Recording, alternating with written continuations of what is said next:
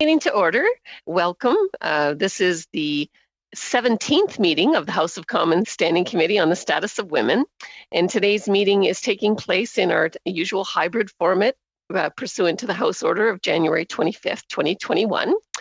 For members on Zoom, you can remember that the order of speaking will be called by me. Mute your mic when you're not speaking. I have some good news for you. Last night I was elected the vice chair for the liaison committee, which is the committee, of course, of all the chairs of all the committees. And so Status of Women is punching above its weight again, and I'll be happy to represent there. Today we are returning to our study on challenges faced by women in rural communities. Each of our witnesses are going to have 5 minutes to make their comments, and then we'll go into our rounds of questions where I'll try very nicely. When you have 1 minute left, you'll see the yellow pen, so that'll give you an idea of how much time you have. And I'd like to welcome our witnesses.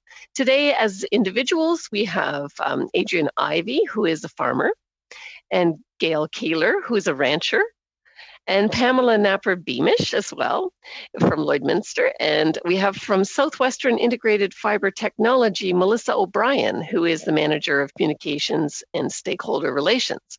So we will start in that order with Adrienne, and you have 5 minutes.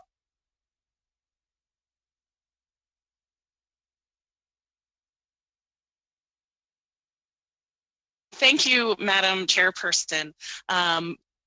Before I even start, I just want to apologize. This ties in very well with what I'm speaking about today, but my internet connection is leaving a little to be desired today.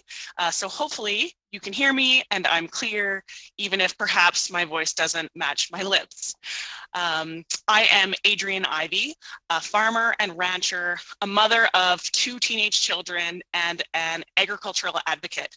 I farm near Ituna in East Central Saskatchewan, where we raise beef cattle as well as crops such as oats and canola.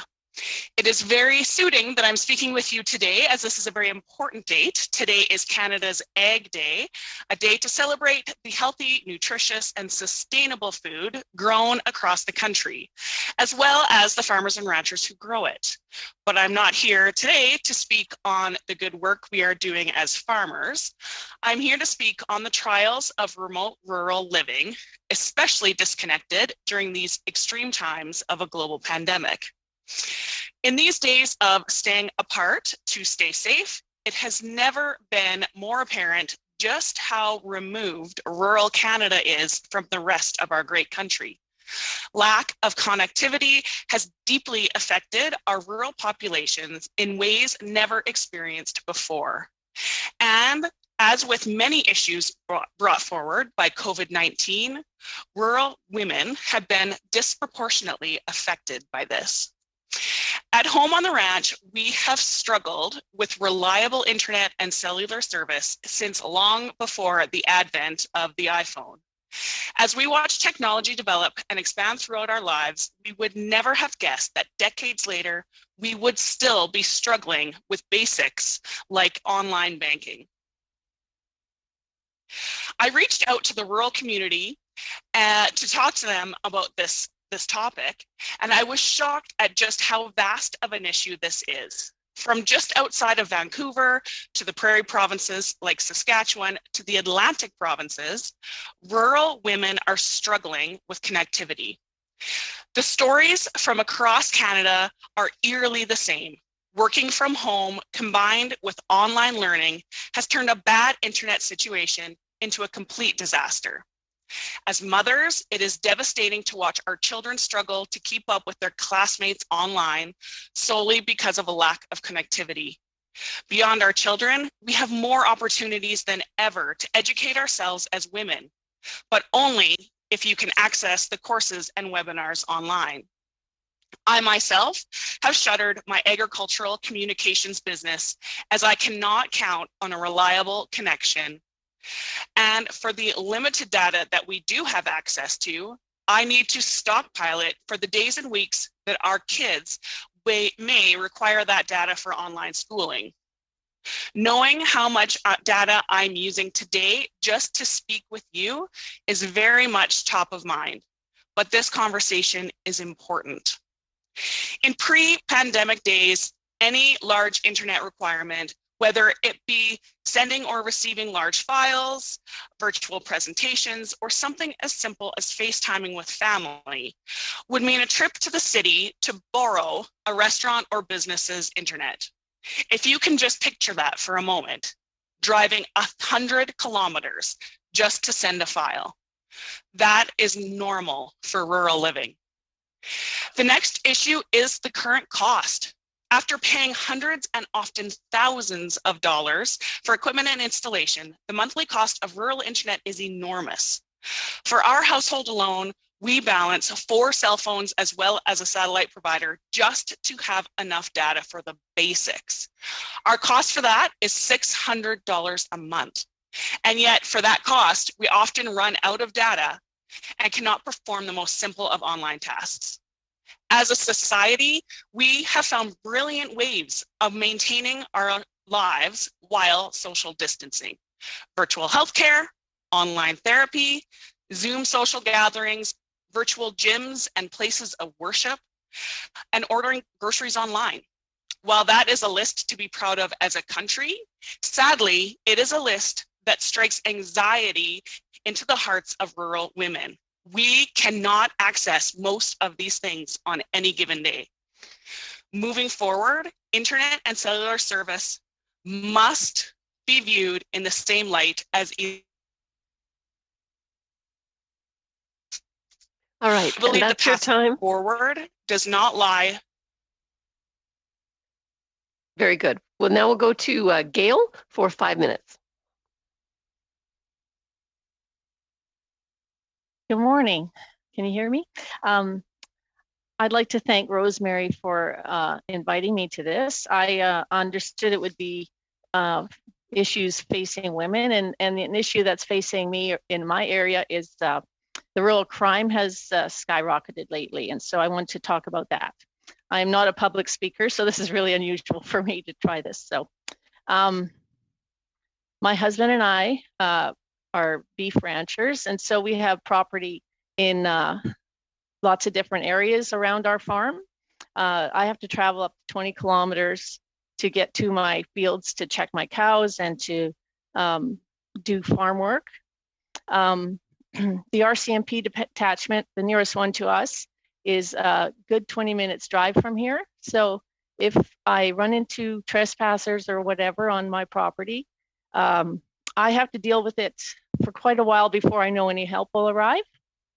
Our area doesn't have street signs or road signs. In most places, you have to tell the police or any help to come by directions. So it's kind of like when I moved here from the city, it's like I can't believe anyone can find anything. And yet the police are required to try and navigate places where they've never been before and to come when we have issues. Last fall, and actually in the past year, our neighborhood has been targeted by thieves like we've never seen before. It's been outrageous. They come, they steal your vehicle, they'll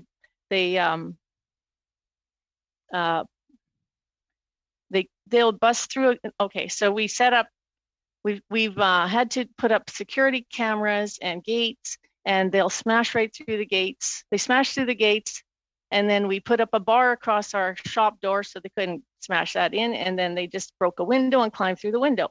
And when we speak to the RCMP, they tell us that their hands are really tied as to when they arrest the perpetrators, they go to the justice system.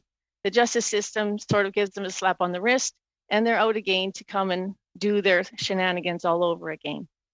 So the perpetrators seem to know that the consequences aren't very great, and it would be really nice to hear that we could have some sort of backup from the police when these things happen. Basically, I'm not following my notes that great, but it's easy to hear a story and think, oh, it's just stuff that they're taking, but property theft is more than that. It hits you in the heart. It changes the way you think about neighbors coming by or vehicles that you meet on the road. And people think, oh, that's what you have insurance. It's just stuff and you can replace it.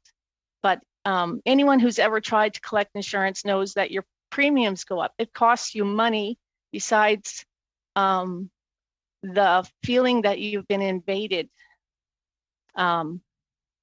It feels like a life and death situation when someone breaks into your place, and you feel like your family is threatened, and you don't feel safe anymore. So my hope is that there'll be some solutions coming towards higher penalties for the thieves, and feeling like the police can do their jobs better. So I appreciate that you've taken time to listen to me this morning.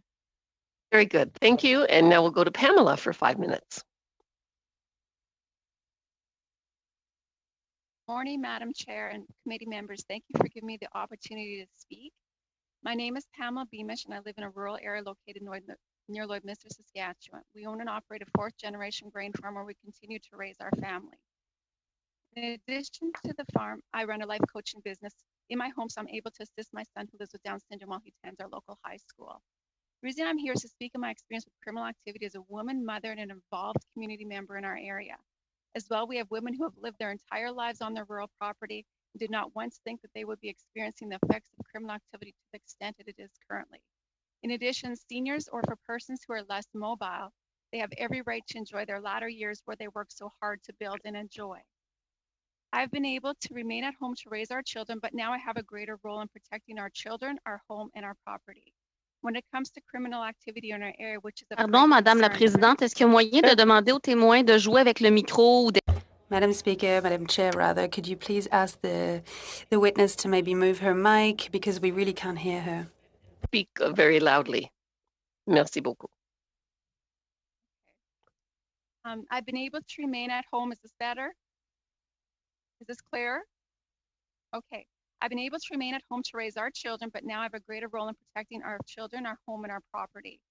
When it comes to criminal activity in our area, which is great concern, for not only us and our community safety, but mental well-being, and of course the monetary cost of what is suffered over and over again. Add in the ridiculous penalizing carbon tax and the government refusing to support our oil industry affects thousands and thousands of families trying to put food on their tables. I also would like to speak on the justice system. The prosecutor's office stated that they see over 600 files per month in the North Battleford office, which equals 7,200 or more cases per year. The waiting time for our case in particular was 16 months from the time of the break-in took to the time it finally reached the prosecutor's office. That's 16 months to have that same criminal continue doing what he or she is doing. As a mother, my first concern is my children's safety, as anyone would agree. That being said, when you have a child living with Down syndrome, that concern becomes 100-fold. You would assume that home is a safe place to be, but not when it feels like a lockdown where someone has to be present at all times. My son was totally oblivious to what was going on during this time frame. In some ways, it was a blessing, but mostly it was difficult. As any kid in the country loves the space and scenery for playing, walks, and bike rides, his bike was locked up from Wednesday to Sunday on long weekends and Thursday evening to Sunday on regular weeks, as we never knew who would be coming over the hill under the influence of drugs or alcohol with a stolen vehicle, or strangers just walking in out of nowhere, sometimes high and drunk. Simple, normal day-to-day tasks become still our planned and strategic routine where locking of the house and buildings has to be in place just to mow the lawn, step out to the garden, go for a walk with the dog, or play with your kids. These break-ins are not limited to nightfall, as even our cameras have recorded suspects coming in at 9 a.m. in the morning, assuming I wasn't home during a weekday. They brought their arms up to conceal their faces so the cameras couldn't see them, not realizing that I was there. And seconds after entering our shop area, where our cameras got footage of them backing out and taking off. These criminals are carrying more than just a tool to break in. These are pepper spray, knives, guns, and machetes. In our break-in, a machete was a weapon of choice. But who knows what was in the SUV? Things can change in an instant depending on their mental state or if they're in the influence of drugs. This topic is getting very old when it comes to criminal justice system that no longer serves our provinces when it comes to repeat offenders or gang activity. This criminal activity affects everyone in the area near and far. Our communities are constantly being hit as the criminals rotate their selected areas of choice. Poor weather seems to be a breather for us. You know you're going to get hit at some point, if not several times. With this activity, you just don't know when and what it's going to cost you this time around. It can escalate from stolen fuel or their ignorance of pouring enough fuel on the ground to theft or damaging equipment to houses being broken into. We as citizens and taxpayers are extremely frustrated as this has been going on for years and is out of control. I feel the RCMP are just as frustrated as we are, and it's an increased workload and taxpayers' money. We have spent over $30,000 in security cameras alone, as well as $12,000 in special doors for our shop and buildings. We pay $100 per month for secure tech service. As the first witness described, our bills for our downloading security cameras is enormous. When it comes to security or insurance deductibles and premiums, when you're running a business, it's pretty tough to keep up with the cost of rising insurance premiums, especially when you're continuously getting hit. These costs are not covered. How long will insurance companies allow us to be even covered, or insurance becomes so out of reach due to increased expenses that the courts don't deem part of the sentence? Insurance coverage is required to be able to purchase or lease equipment. Banks aren't going to give a loan without insurance. Our insurance from 2018 to 2020 in 3 years was an increase of $13,900. A friend's landscaping deductible was $500 a month. In 4 years has now not $500 a month, but $500 for deductible to $5,000 for their deductible. Thank you. Now we're going to go into our first round of questions. We'll start with Ms. Sahota for 6 minutes. Oh, sorry, I missed Melissa. I'm so sorry. No, we are going to Melissa for 5 minutes. My apologies. Okay. Not a problem. Thank you, Madam Chair and committee members. My name is Melissa O'Brien, and I am the Manager of Communications and Stakeholder Relations at Southwestern Integrated Fiber Technology, also known as SWIFT. SWIFT is a nonprofit, municipally led broadband expansion project created to improve internet connectivity in underserved communities across Southwestern Ontario. SWIFT was created by the Western Ontario Wardens Caucus and is currently overseeing a $210 million project in Southwestern Ontario. The Government of Canada and the Province of Ontario have each committed up to $63.7 million to support the project.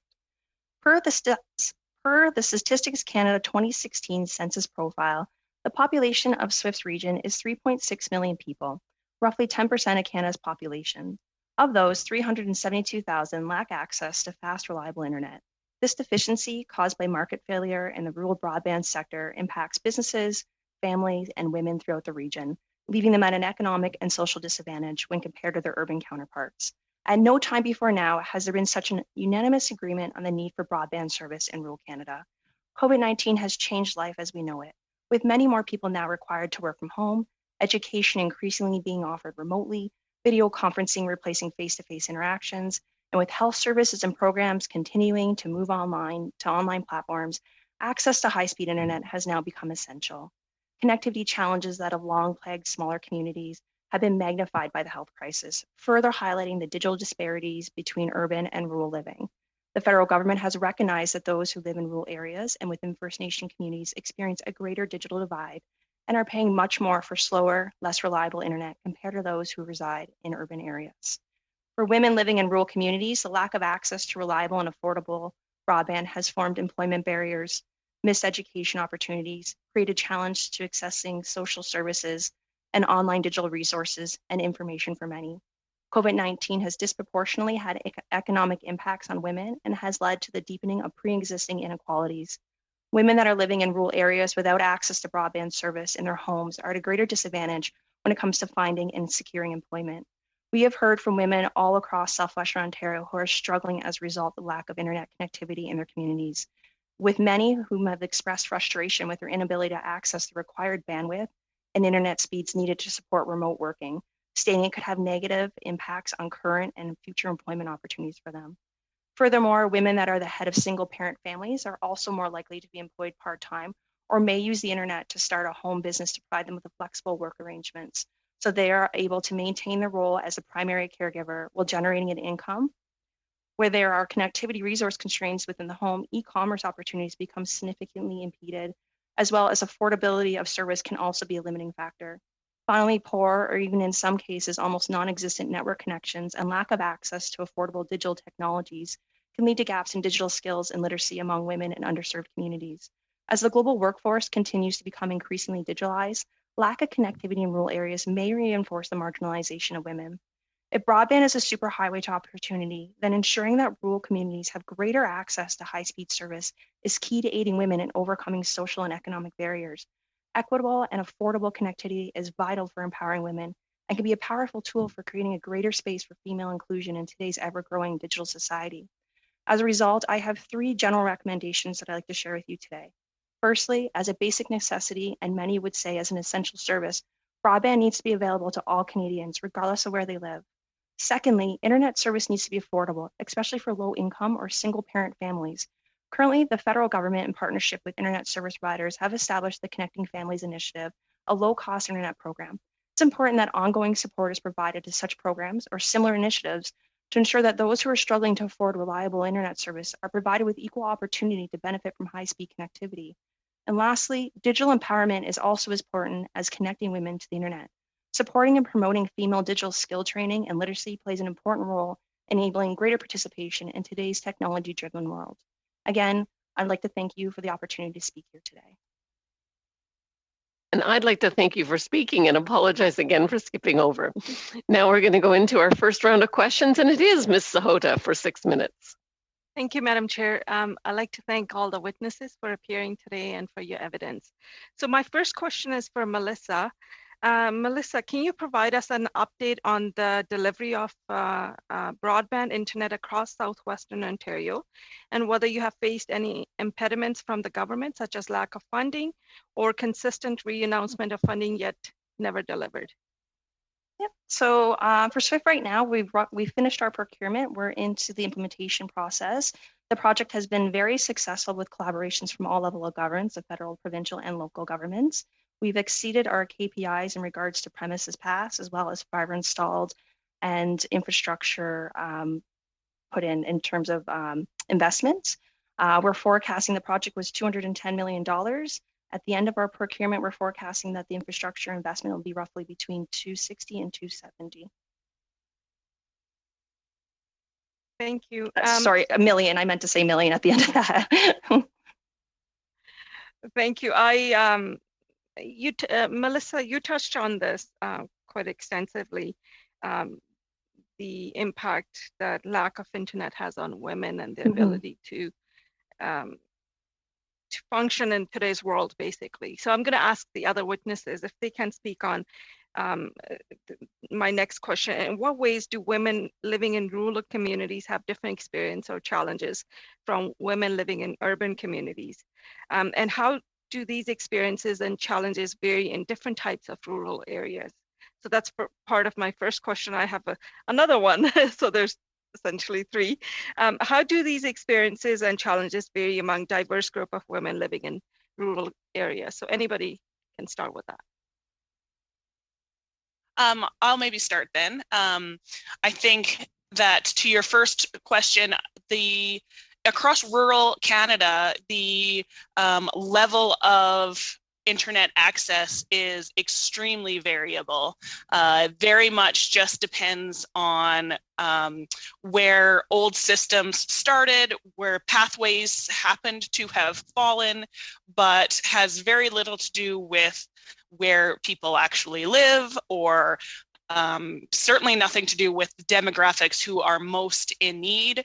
When I think about farmyards, as well as communities like First Nations, there is very few populations across Canada who would actually have what urban people would consider a workable internet situation. As for how that is impacting us directly, you name it, in today's day and age, everything is done online. We sometimes can take part in a small amount of those things online, but we can never be assured that the internet will work on a given day. Even this morning, trying to log in to speak with all of you, I was not sure that the internet gods were going to be with me today so that I could speak with you today. the unreliability is absolutely immense, and but yet we're paying triple, 5 times, 10 times sometimes as much a month for the internet that we have, unfortunately. Anybody else wants to add to that, Pamela or Ms. Keller? Well, I'm having experiences right now with not having great internet trying to speak, and I don't even know if you guys can hear me.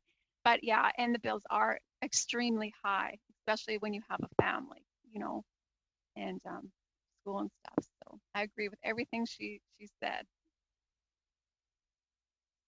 Okay, my next question is for women living in rural communities who have complex care needs, such as those with disabilities or seniors. What barriers, if any, exist in obtaining the care and services that they need? Anybody can answer.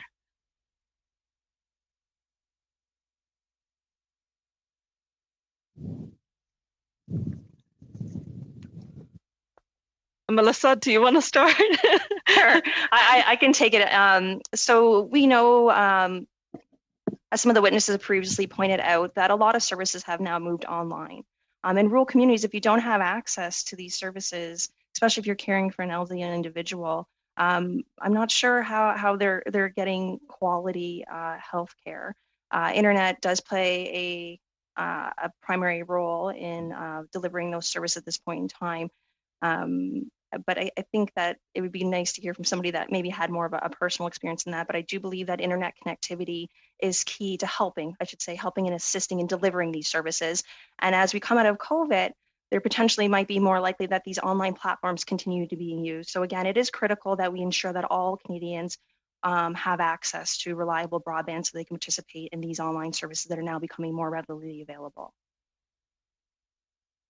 Yeah, I would definitely add to that one of the greatest things in Saskatchewan to come out of COVID is the accessibility of online healthcare, virtual healthcare. And unfortunately, the people who need that the most, the people who live rurally and outside of urban centers that can't pop into a doctor's office or a hospital. I live over 100 kilometers from the nearest emergency room, and to be able to teleconference or virtually connect with a doctor instead of having to, like I said, drive a 200-kilometer round trip just to get test results or things like that, online is essential. But unfortunately, due to lack of connectivity, the people who need it the most don't have access to the platforms that are now available to us. It affects every segment. And that's your time. We're going now to Ms. Hutchings for 6 minutes. Thank you, Madam Chair. And look, thank to each and every one of you for joining us here today. I'm saying hello from Western Newfoundland, as my colleagues have heard me say many, many times. My riding is bigger than Switzerland. I have over 200 beautiful small communities. The largest community has 19,000 people. The smallest has 42. So when you talk about rural, I always say there's rural and there's really rural. So trust me, I understand all the challenges of living in rural, but I also understand the beautiful opportunities of living in rural too, because I wouldn't trade it for anything, even if my internet can be spotty sometimes too.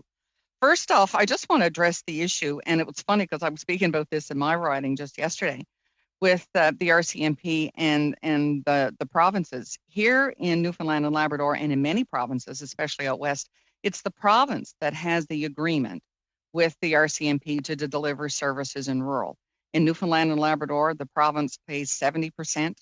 The RCMP only pays 30%, but the RCMP is they get their marching orders, they get their mandate letter, if you want to call it that, from the province. So you should look into that in your area as well. I'm having that conversation now in my area, but you need to look into it because the two go hand in hand, and we do need to address it. But I think you need to get the province in on that conversation as well. And look, on connectivity, I agree with everything you've said. It's such an important issue for healthcare, for small business, for education, for safety, for general connection to family and friends, and for the tourism industry. So we all know how incredible and how just we all have to have it now. It's the new thing. I love Minister Monsef's line when she says John A. Macdonald connected the country with railway, and now we have to connect with internet. And I can tell you that being connected is a top priority for our government. And just so you know, in Saskatchewan, under the Connect to Innovate program, Saskatchewan received over $22 million, and that's going to put over 13,000 households on track this year. The other thing that we've done that you may not have known is we developed Canada's first Connecting Canada strategy, and that uses all our tools in our toolboxes with several different coordinated initiatives to make sure we get all of Canada connected. And we've made a commitment that by 2026, we will have 98% of Canada connected. The latest one that I'm excited about is the Universal Broadband Fund, which was announced in November. That was a $1.75 billion investment to help Canadians be connected and households get connected. And as you've all said so eloquently, the pandemic just added such urgency to how we need to get it done quicker. And that's why we developed, as part of that part of the Universal Broadband Fund, the Rapid Response Stream. So that carved out $150 million to get shovel-ready projects in the ground to get communities connected by this coming November. And there's projects all across the country being approved already. And another challenge that you both touched on, that you all touched on when you spoke of connectivity, is the cost of internet. And I can tell you that when the department oversees all these applications, affordability and community support are key considerations in the assessment project. So don't think that they're putting a great lens on that. The other thing that we're having, which is and the use of it will tell you how successful it's been, is we added a Pathfinder service. I'm sure you have communities in your areas just like I do. They have probably one paid employee on their town council. And, right now she's deciding whether to shovel the shovel, when she puts the mail in the box, or what applications she's got to apply for. So we put in place the Pathfinder service.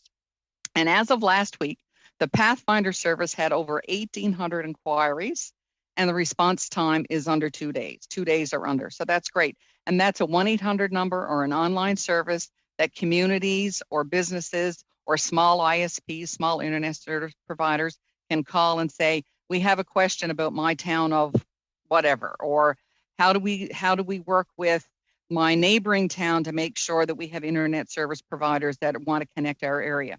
So I can tell you the Pathfinder service is working well, and it is helping people all throughout to connect Canadians. So just to let you know what projects are out there, there's $2 billion through the infrastructure bank that the major internet service providers can apply for. There's $1 billion through the original Universal Broadband Fund, $600 million through LoRa satellites, $585 million through the Connect to Innovate, which is through ISED. There's $750 million through CRTC, and there's a rural and northern stream, which is another $355 million. And then there's a First Nations infrastructure fund, and to date, that's connected over, I think it's 190 Indigenous communities. So we've got many tools in our toolbox. And why? Because our country is so different from coast to coast to coast. You've got rolling plains out your way with beautiful canola fields. And here I've got gorgeous mountains that the internet service providers say, oh my golly, can we go through them instead of over them? So we need a variety of tools to make sure we get all Canadians connected. And I'll encourage you to go online. There's a great site in the department where they basically have a lens, and they can look right down on the country, and they can tell you exactly what the speeds are in your area. So it's not what the internet service provider says, it's what the speeds actually are. And when the department did a test for me, they showed my area, my backyard here, and I was amazed. It goes into 250 meters. And what was good about it, well, not good for me, but they said, I'm sorry, you live Goody, 2 miles that's down your the road, you have time. great connectivity. I'm so sorry. Oh, golly. Okay, thank Maintenant, you. nous avons Thank you. Madame Larouche pour 6. Madame Larouche, you have 6 minutes. Thank you, Madam Chair. Thank you to all witnesses for being with us today to speak to us about this extremely important issue, to talk about women in rural areas. I live in Shefford, and that's apart from Granby. Well, I have to say I live next to a lot of small and charming rural communities. So I come from a small village myself. I'm very proud of it, but I also am very well aware of what the challenges are. We talk a lot about these issues, actually, in this committee, and we say, of course, that internet connection is extremely important for women so that they can access all sorts of services.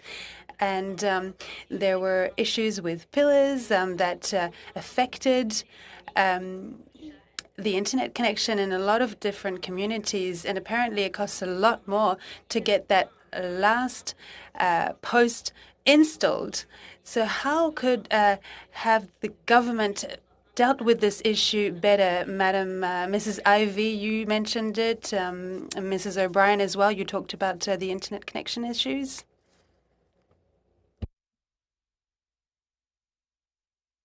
Sorry, the question was how to get to the last mile. Yes, around that? Okay. Oui, c'est ça. Ça peut être une forme. Yes, because we know it costs more to get to that last mile. I think that's a very good question. I know that for our project, the determining factor was, do you go out and you try to connect more of the underserved premises, or do you start with the ones that are further away that cost more? And that's a decision that needs to be made across the board when you are looking at broadband funding. So again, is it get more of the underserved connected or the farther reaching ones? And I guess that is the question in terms of how you move forward. And I think that at all levels of government, whether it be at the federal, provincial, or municipal level, are looking at addressing that. I don't believe that any household should be left behind and be further marginalized and become vulnerable, especially the ones living in the rural hamlets and villages. I hear from women across our project region constantly feeling frustrated with the lack of reliable internet that's available to the house, especially as the other witnesses have touched upon, when there's online schooling taking place as well as remote working. They're struggling. And that is a very good question, is how do we get them all connected as quickly as possible? And I believe that all levels of government are working together to find that solution. Yes, that I think that possibly the most important aspect in the cost of that last mile is a really collaborative approach and working directly with the rural residents and getting as many of them on board and taking part in cost sharing as well. I think that it's really important to have larger projects that encompass more people rather than many smaller projects going on at the same time. Just efficiency wise, that's the only way to be able to cover a geography like Saskatchewan that is so vast. Merci. Thank you very much. Thank you. Did you want to add anything else? I actually wanted to add that right now in the industry committee, we're actually studying this very issue on the internet. I'd like to ask Mrs. Beamish and Mrs. Gallard. I actually really understand the issues that you're facing and the stress that you're facing. I'd like to talk about the investment in the RCMP and the funds that are transferred to the police. As I said, I live in a vast area, and many times the police have told me that they lack resources to cover the whole area, and it's the case especially with Indigenous police services, and there's a lot of violence being committed against Indigenous women. So could you please tell us about the investment that should be made towards police services in provinces like Quebec?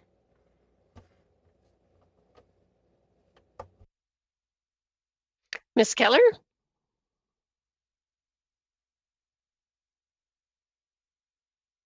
Well, I think that it would be nice if we could have more police on staff.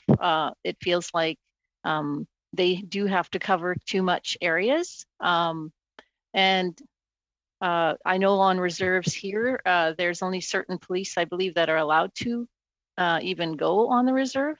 I feel like I believe that there is issues on accessibility, actually. So I'm not sure. I don't know a lot about the activities there, but I would like to see more police on the beat or whatever, and to have more police presence.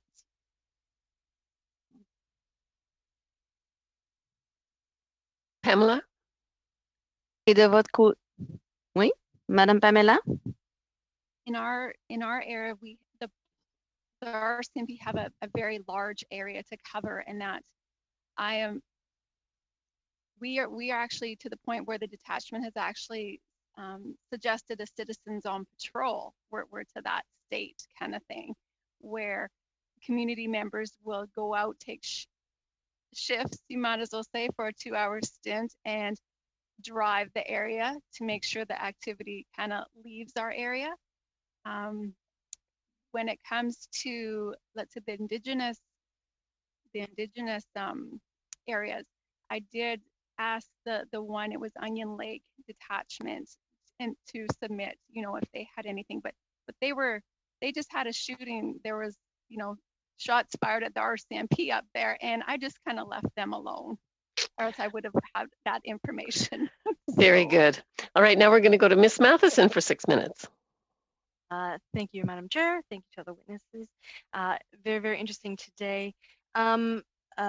Ms. Ivy, you were specifically talking about the struggles of keeping up with those huge internet bills and what's necessary. And the interesting thing that I've learned over the years in terms of that farming is that technological investment that's required. The fact that they're using tractors, combines, equipment that is remotely driven, or the use of drones to be able to cover those hundreds and hundreds of acres that you farm.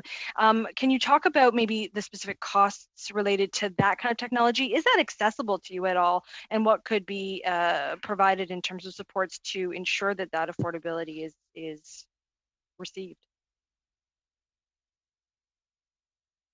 Thank you. I love that question. That is an excellent question. Farming definitely utilizes far more technology than ever before, and it's something that farmers are really excited about and wanting to embrace that. Part of using technology comes with data management.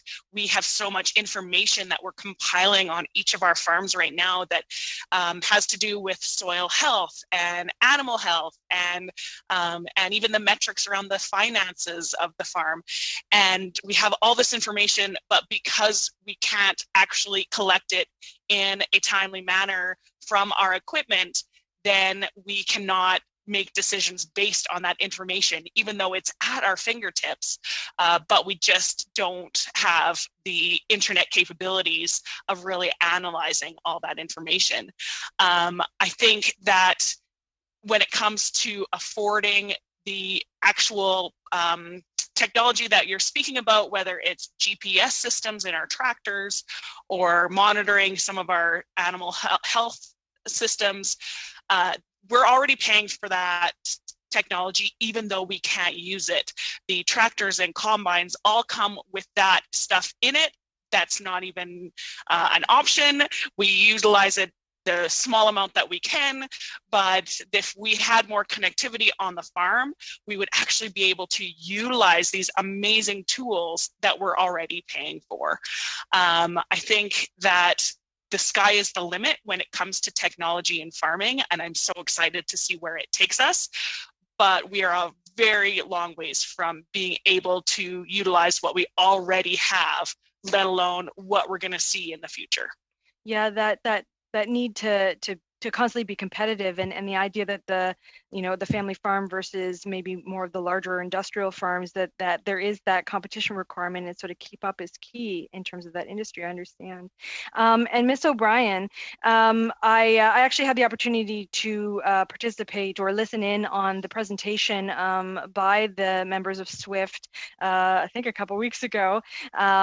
Being in southwestern Ontario, of course, it's a huge concern. And while my riding is very urban, suburban, it certainly is impactful on all of that community that surrounds us and the supports that they often that surrounding area has to come into London to receive, unfortunately. Some of the requests that you had of the federal government, there was a lot of information given by my Liberal colleague in terms of what's available. However, I mean, you're very, very well aware of what is and what isn't. One of the concerns that you had, of course, was that the Universal Broadband Fund, the CRT IoT funds in Southwestern Ontario, you mentioned that you cover 10% of the population that is underserved. However, you've received none of that funding. Is that correct? Under previously the Connect to Innovate, Okay. what the request was that because Southwestern Ontario represents 10% of the population, there would be an assumption or an expectation that at least 10% of funding would be directed towards that area. Mm-hmm. Under the Connect to Innovate program, there was zero funding awarded to Southwestern Ontario. And one of the problems too is that there are a whole bunch of sources, but they're not coordinated. There, you see that one of the presenters said that it actually isn't efficient. Could you talk about that a little bit? So in Southwestern Ontario, I believe that there are roughly 5 funding mechanisms in place to kind of solve the same challenges in a geographical location. None of which are currently taking a very coordinated approach. So ideally, it would be nice to see a coordination between all of them. The issue that comes with that is that ISPs are now applying for multiple funding mechanisms that all have different applications and processes to them. So there is some repeat in terms of how much time that takes, time constraints that's putting in, and then a lot of them tend to kind of be putting in for all the applications and waiting to see what comes back. And one of the key comments, sorry, just to squeeze it in, one of the key comments was that the CIB is now a loan, and how useful would it be for that to actually be turned into a subsidy for you guys? So for SWIFT, we wouldn't have access to that. I think the commentary was around a lot about the fact that the smaller ISPs that have been really engaged in the SWIFT project, we have 16 unique ISPs that have been receiving funding through SWIFT. And each one of them has a very important role to play, whether they're large, medium, or small. We've been very successful with the smaller ISPs participating. That subsidy through the infrastructure bank isn't something that's really accessible to them, to the dollar sum that they So again, it's about the coordination of that and the full use of everyone being able to access that funding appropriately. Yes, and that's your time. Now we're going to Ms. Shin for 5 minutes. Thank you, and I'd like to thank all the ladies for presenting today. Every time I hear about rural crime and the internet, I do feel for you, and I know we have to get some things happening to help you.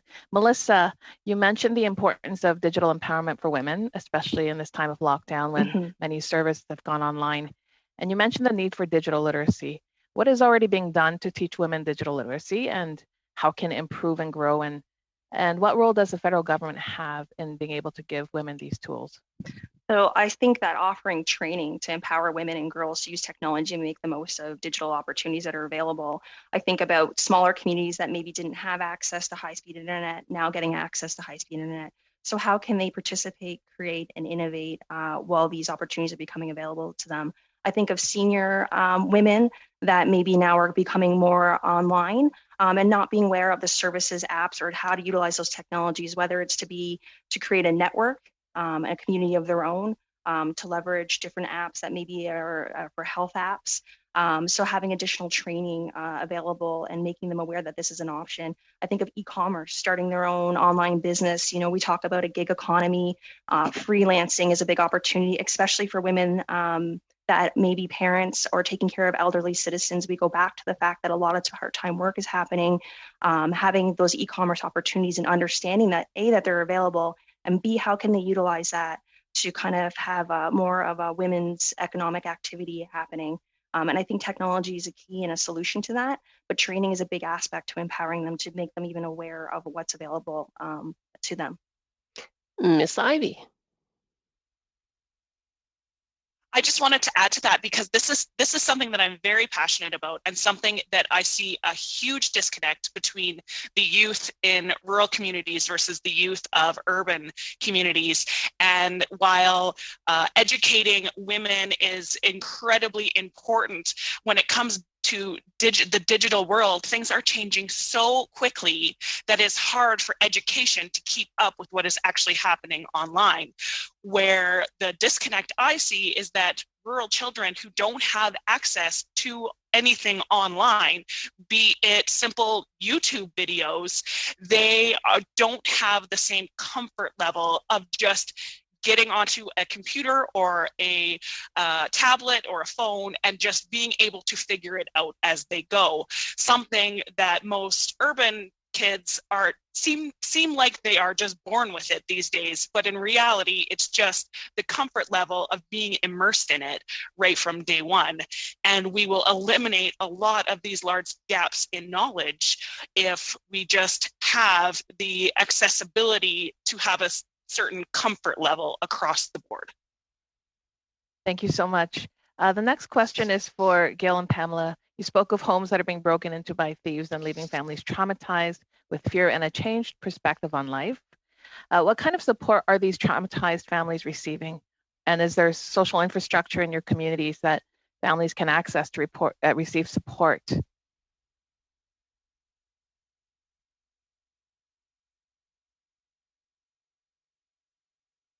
In our area, there has been no support at all, except for us talking about, keeping our eyes open for each other. Really, I've had no support at all for when we were broken into. So that's my answer.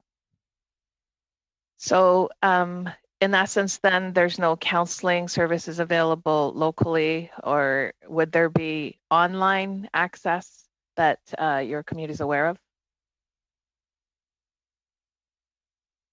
I would assume that there would be, but I haven't researched any, and I don't know of any personally. So, have the lockdowns? This is for any of the women on the panel. Have the lockdowns caused so the services, social services that are available to just close down completely? Have they been able to convert online? Especially with the internet connectivity being very poor, it's some concerns that I have that if anyone wants to speak into. Unfortunately, that's your time. We're going to go now to Ms. Zahid for 5 minutes. Thank you, Madam Chair. Mr. Sarre will be taking my time. Wonderful. Monsieur Sarre. Merci beaucoup, Madame la Présidente. Thank you very much, Madam Chair, Madam Zahid, and thank you to all the witnesses here today. Of course, when we're talking about the internet, we fully agree with what you're going through, and also this issue of crime. I'm from Northern Ontario. I haven't had that experience of crime the way you're describing it in Saskatchewan. I'd like to get into that, understand that a little bit better. But my first question is this. Melissa, you indicated, and I'm looking at your website, $210 million, 63 came from the federal government and 63 from the province. So I just want to make sure that I understood that you have received $63 million from the federal government. I just want to clarify that point, and then I'll ask another question.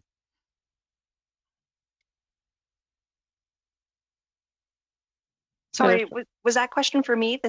Melissa O'Brien, please. Yeah, yes. Sorry, just the translation was a bit of delay. Yes, so SWIFT is funded under the new Canadian Built Small Community Belt. It is a joint federal and provincial infrastructure funding program.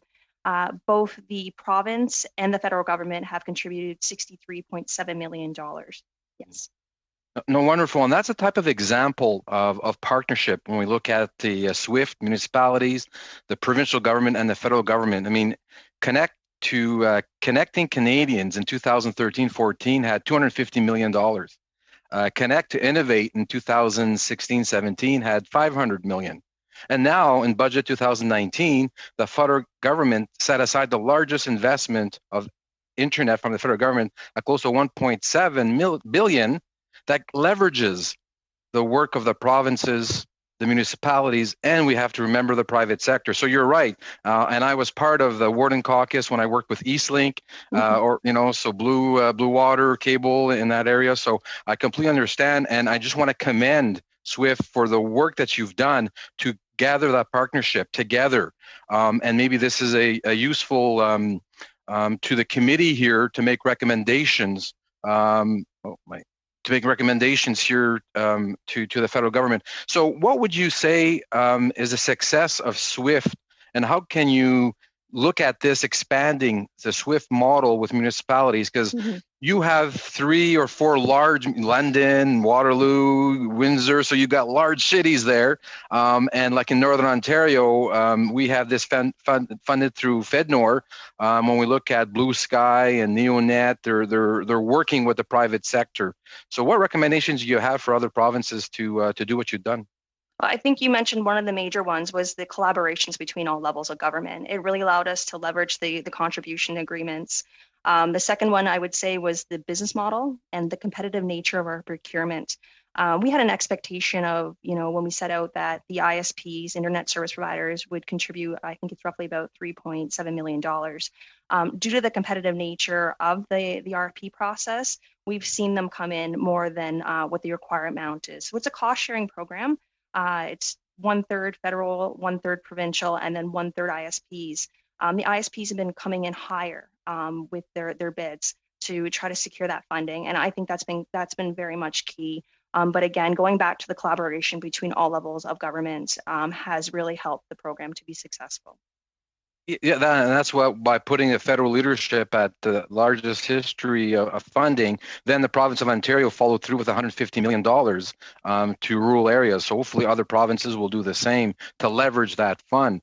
The other aspect too, SWIFT works closely with mayors and councils, and as an MP, as soon as the budget came out in 2019, I really talked to every ISP in my area, because the big telcos haven't been very supportive, let's say, of rural areas. So the key is to talk to the local ISPs, private sector, and talk to the mayors and councillors so that we could push to get that, because if you don't apply, it's very difficult.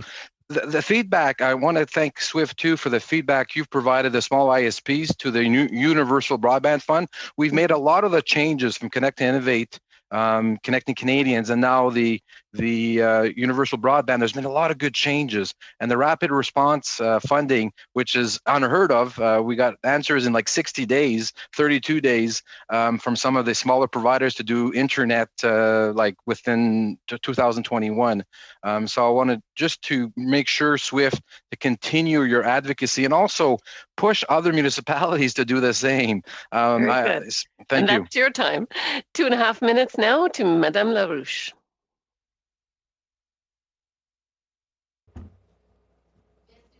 Thank you very much, Madam Chair. And thanks once again to all of our witnesses today, to presentations that really talk to the issue of women in rural regions. I'd like to get back to the issue of senior women and the issue of connection and connectivity to reach out to other people. There's also the cost of internet. It shouldn't happen that a senior woman would have to then choose between connecting and feeding her family. We'd have to really look at this issue of reducing costs.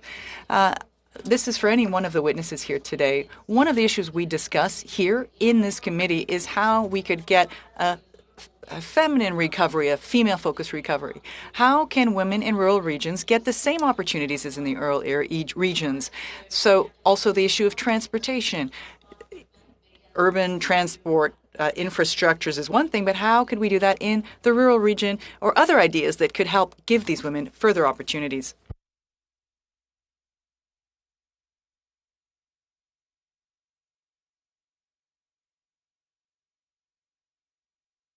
Est-ce qu'un témoin voudrait parler de... Would one witness want to talk about the issue of helping women develop projects and the differences between women and business opportunities between the rural and urban regions? I can speak to that briefly. On that. I think it comes back, my focus is clearly on connectivity and having that access.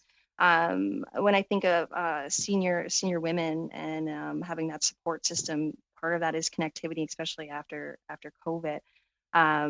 With that being said, a potential recommendation could be for federal government to have grants specifically targeting female entrepreneurs that are looking to start online businesses.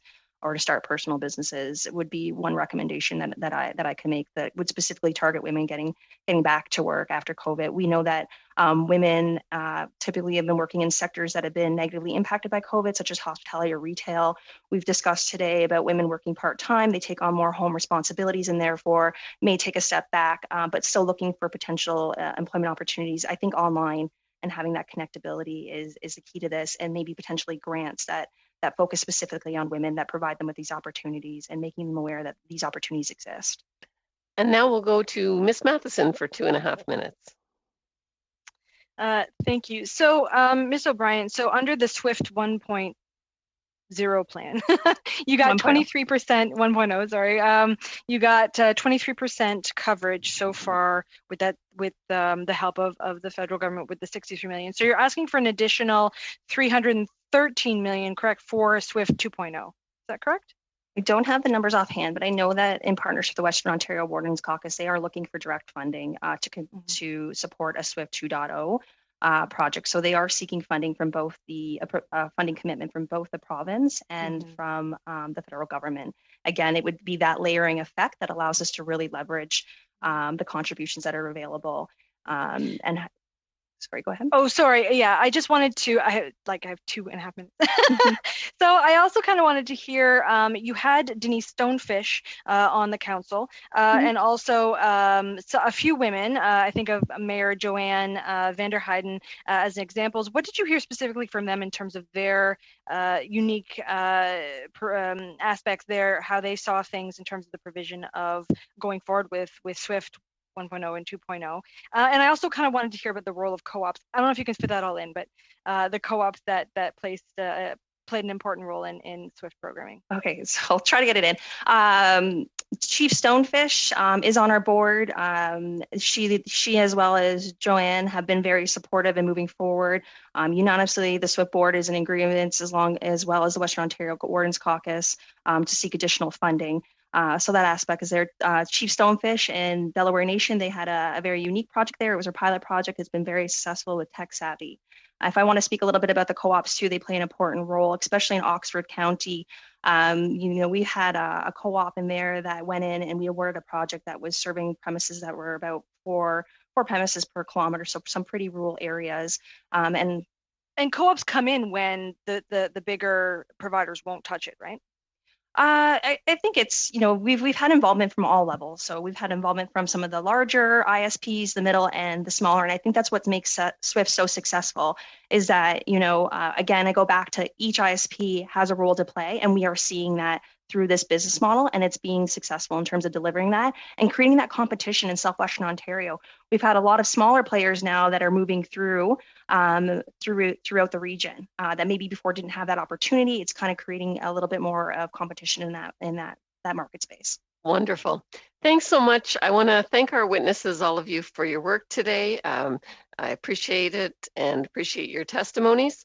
For the rest of the committee, we are going to go into our in-camera portion. So we'll suspend the meeting while you go find the other link and get onto it. Thanks so much. See you there.